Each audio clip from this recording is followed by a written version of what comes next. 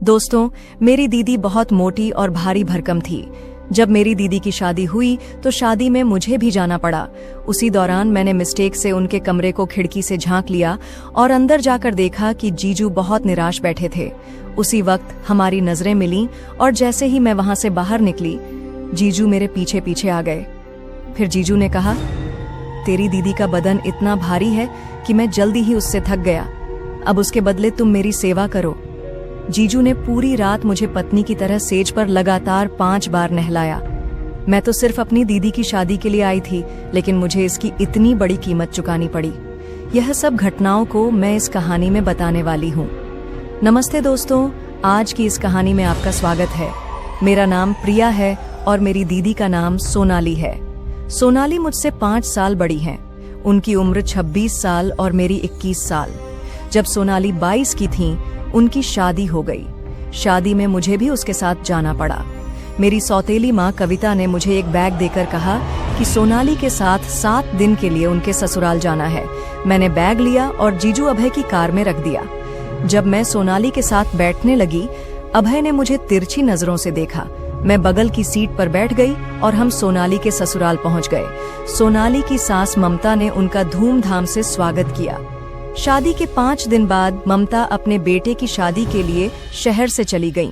शादी ठीक ठाक हो गई, लेकिन जब मैं घर जाने लगी, ममता ने कहा कि कुछ दिन और रुक जाओ। मैं रुक गई। मेरी माँ भी इससे खुश थी। एक दिन सोनाली और अभय बाहर गए और मुझे भी ले गए। मैंने देखा कि अभय का शरीर साधारण था, जबकि सोनाली भारी। रात को सोनाली ने मुझे खाने का पार्सल दिया, लेकिन मुझे भूख नहीं थी। मैंने उसे रसोई में रख दिया और अपने कमरे में चली गई। रात को सोनाली के कमरे से अजीब आवाजें सुनाई दीं। उत्सुकता में मैंने झांका। सोनाली खर्राटे लेते हुए सो रही थीं और अभय निराश बैठे थे। मुझे लगा कि अभय को सोनाली से वह नहीं मिल रहा जो वे चाहते थे। मुझे चुपके से अपने कमरे में जाना चाहिए था। अगली रात मैंने फिर देखा। सोनाली फिर सो रही थीं और अभय हताश थे। तभी उनकी नजर मुझ पर पड़ी। मैं शर्मिंदगी में अपने कमरे में चली गई और दरवाजा बंद कर लिया। अगली सुबह सोनाली ने कहा कि मुझे 1 हफ्ते के लिए घर जाना होगा, क्योंकि मेरी परीक्षाएं हैं। मैंने सहमति दी। घर जाने के बाद अभय का फोन आया।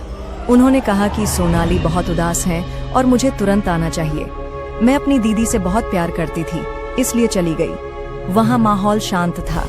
एक रात मैंने मजाक में अभय के गले में हाथ डाला, यह सोचकर कि सोनाली नाराज होंगी, लेकिन वे उदास होकर रसोई में चली गईं। बाद में मैंने देखा कि अभय बाहर कुर्सी पर शराब पी रहे थे। मैंने उनका गिलास छीना और पूछा, सब ठीक है ना जीजू? उन्होंने मेरा हाथ पकड़ा और अपने कमरे में ले गए। अभय ने कहा, मेरी शादी को अभी कुछ दिन ही हुए हैं, लेकिन तुम्हारी दीदी दिन रात सोती रहती है।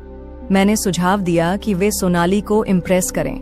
हमने इंटरनेट पर देखा कि पत्नी को कैसे खुश रखें। अभय ने सोनाली के लिए नए कपड़े खरीदे, लेकिन मुझे लगा कि वे मुझे इम्प्रेस कर रहे हैं। मेरे और अभय के बीच छोटी मोटी बहस हुई, लेकिन मैंने माता पिता को कुछ नहीं बताया। सोनाली ने भी कुछ नहीं कहा। कुछ दिन बाद अभय के घर एक खूबसूरत लड़की आई, जिसका नाम नेहा था। सोनाली ने बताया कि वह अभय की बहन है, जो उनके झगड़ों को सुलझाने आई थी। नेहा के आने से झगड़े कम हुए। एक दिन अभय ने सोनाली से पीठ मालिश करने को कहा, लेकिन सोनाली मोबाइल में व्यस्त थीं। मैंने अभय की मालिश की। उन्होंने मेरी तारीफ की और कहा, तुम में और तुम्हारी बहन में बहुत अंतर है। अगले दिन मैं नहा रही थी और नल में पानी बंद हो गया। मैंने सोनाली को बुलाया, लेकिन वह मोबाइल में डूबी थी। अभय ने पानी की बाल्टी लाकर दी। मैंने तौलिया लपेटा हुआ था। मैंने चालाकी से कहा, पानी नहीं आ रहा। अभय बाहर पानी लेने गए। मैंने जल्दी नहाकर बाहर आई, लेकिन सोनाली कहीं नहीं थी। अभय ने बताया कि सोनाली इंटरव्यू के लिए गई है। शाम को सोनाली लौटी। मैंने पूछा कि उन्होंने मुझे क्यों नहीं बताया।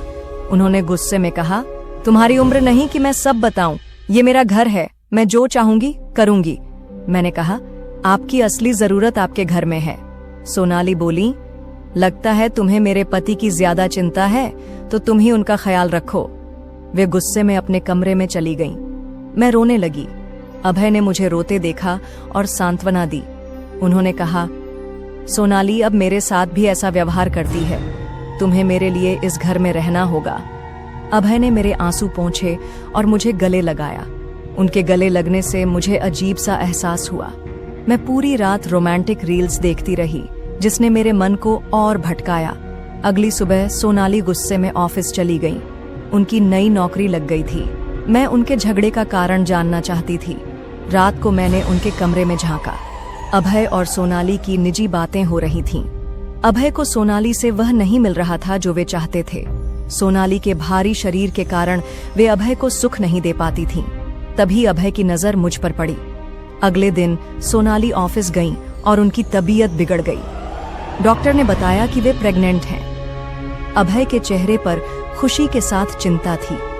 सोनाली ने मुझसे कहा, अब तुम्हें अभय का भी ख्याल रखना होगा, क्योंकि मेरी प्राथमिकता बच्चे पर है। रात को अभय मेरे कमरे में आए और बोले, मेरी पीठ में दर्द है, क्या तुम मालिश कर सकती हो? मैंने मालिश शुरू की। उन्होंने कहा, कभी कभी लगता है कि तुम्हें मेरी पत्नी होना चाहिए था। उनकी बातें सुनकर मुझे अच्छा लगा। मैं रोज रील्स देखती थी, जिससे मेरी नजर अभय पर बदलने लगी। एक दिन हम घर में अकेले थे। मैं अभय के कमरे में गई। हम खुलकर बातें करने लगे। मैंने पूछा, आपके और दीदी के बीच सब ठीक है? उन्होंने उदास होकर कहा, नहीं। तभी मेरा दुपट्टा गिर गया। अभय ने उठाया और मुझे ओढ़ाने लगे। हमारी नजरें मिली। मैंने पानी मांगा। उन्होंने मुझे अपने हाथों से पिलाया और पानी मेरे शरीर पर गिर गया। वे मेरे करीब आए और बोले, साली आधी घरवाली होती है। मैंने कहा, मुझे अपने पति की होना चाहिए। उन्होंने मुझे बिस्तर पर बैठाया। हम रोमांस में खो गए। तभी नेहा कमरे में आ गई। उसने पूछा, अभय, ये क्या कर रहे हो? मैंने उसे बाहर धकेल दिया, लेकिन उसने सब सुन लिया। नेहा असल में अभय की पहली पत्नी थी, जिसका नाम रिया था, जिसकी उम्र 28 वर्ष थी। अभय ने रिया से प्रेम विवाह किया था, लेकिन रिया के कमजोर शरीर के कारण उन्हें बच्चा नहीं हुआ। इसलिए अभय ने सोनाली से दूसरी शादी की। रिया को मोटे शरीर से नफरत थी। वह सोनाली को ताने मारती थी। मैंने सोनाली को सच्चाई बताई, लेकिन उन्होंने विश्वास नहीं किया। मैंने वीडियो कॉल पर सोनाली और रिया को सबूत दिखाए। रिया मौके पर पहुंच गई। सोनाली ने मुझे गलत समझने के लिए माफी मांगी और अभय व रिया के खिलाफ एफआईआर दर्ज की। पुलिस ने दोनों को गिरफ्तार कर लिया। 4 महीने बाद सोनाली ने एक बच्चे को जन्म दिया। 7 महीने बाद उन्हें विक्रम से रिश्ता मिला। विक्रम विधुर था और उसने सोनाली व उनके बच्चे को स्वीकार किया। यह एक सच्ची कहानी है, जहां सच्चा प्यार वही है जो हमें जैसा है वैसा स्वीकार करे। दोस्तों, आपको यह कहानी कैसी लगी? कमेंट करके जरूर बताएं। अगर कहानी पसंद आई हो तो लाइक करें और अपने दोस्तों के साथ शेयर करें। ऐसी ही रोमांचक कहानियों के लिए हमारे चैनल को सब्सक्राइब करें और बेल आइकन दबाना न भूलें। धन्यवाद।